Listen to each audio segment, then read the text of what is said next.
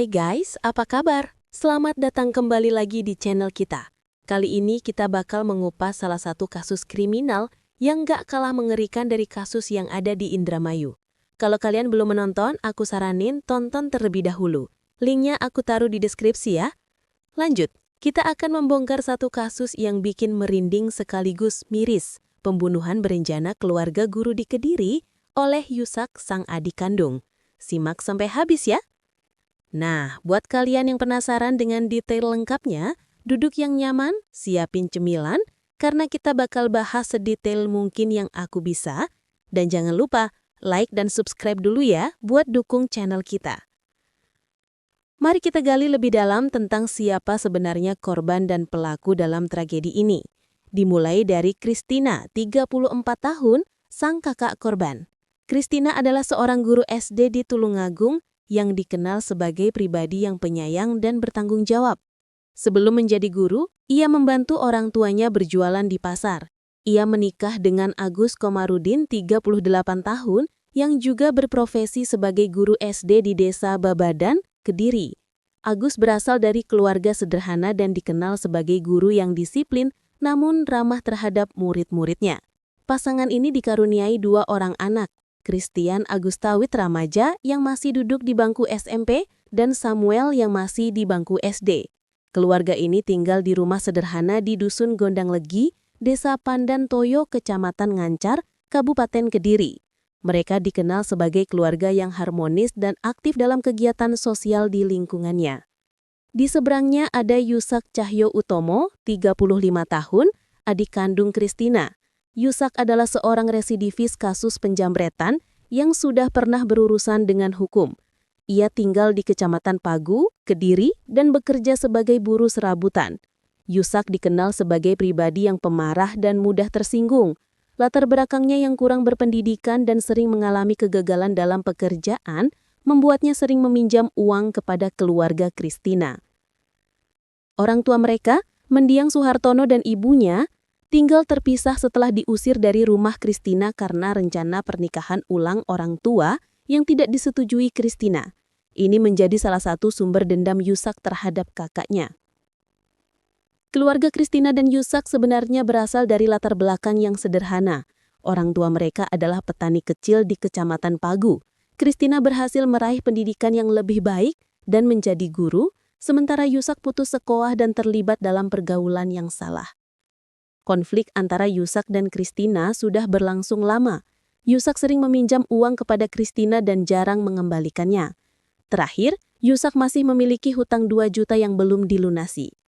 Pada Minggu 1 Desember 2024, Yusak kembali mendatangi rumah Christina untuk meminjam uang 10 juta rupiah. Namun permintaannya ditolak karena Christina tahu bahwa uang itu akan digunakan untuk hal-hal yang tidak produktif. Selain masalah utang, Yusak juga menyimpan dendam karena Christina mengusir orang tua mereka dari rumah.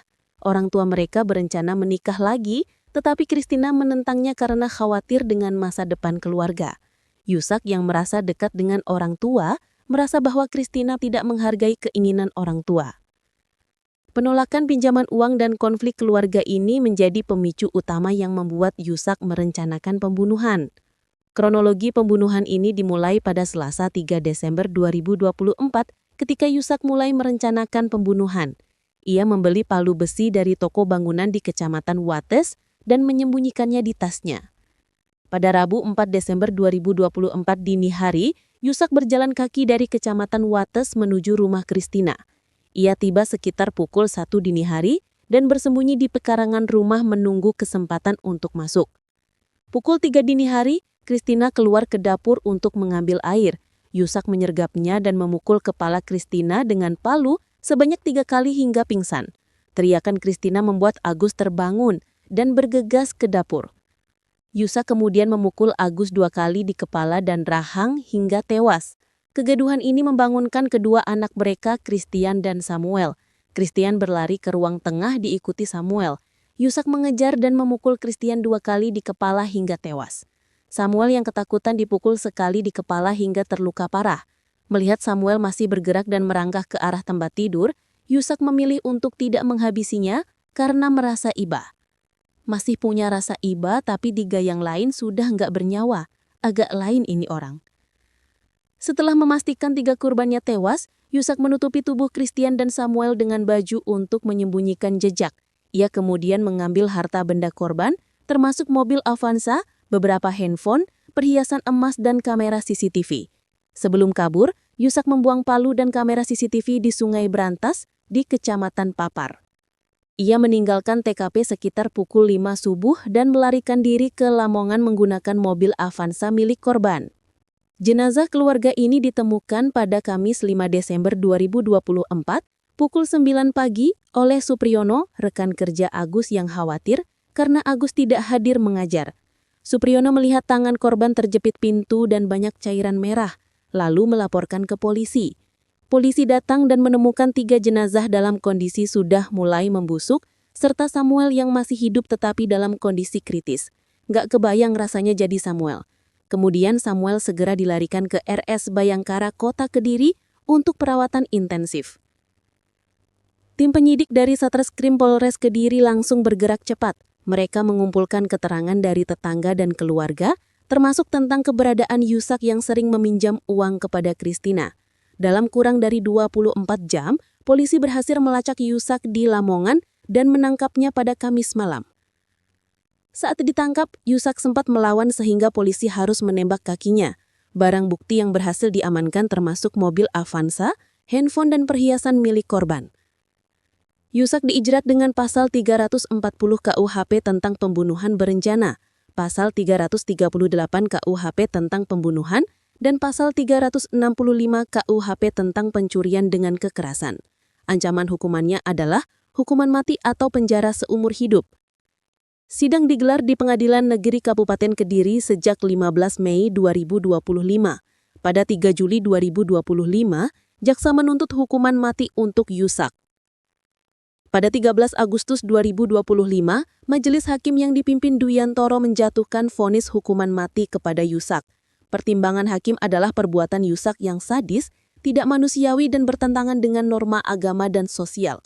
Selain itu, korban adalah keluarga dekatnya sendiri dan Yusak adalah residivis. Usai vonis, Yusak menyampaikan permintaan maaf kepada keluarga dan menyatakan niatnya untuk menyumbangkan organ tubuhnya sebagai bentuk pertanggungjawaban moral. Namun, kuasa hukumnya menyatakan akan mengajukan banding. Tragedi ini meninggalkan duka yang mendalam bagi keluarga dan masyarakat Kediri. Christina, Agus, dan Christian dimakamkan di pemakaman keluarga di TPU Desa Pandentoyo. Pemakaman dilakukan pada Jumat 6 Desember 2024 dan dihadiri oleh ratusan orang yang berduka. Samuel yang selamat dari pembunuhan ini harus menjalani perawatan intensif di RS Bayangkara Kota Kediri. Ia mengalami luka serius di kepala dan trauma psikologis yang berat. Samuel sekarang tinggal dengan keluarga besar dari pihak Agus dan mendapatkan pendampingan psikologis untuk pulih dari trauma. Keluarga besar korban menyatakan kekecewaan mereka terhadap Yusak dan menuntut keadilan.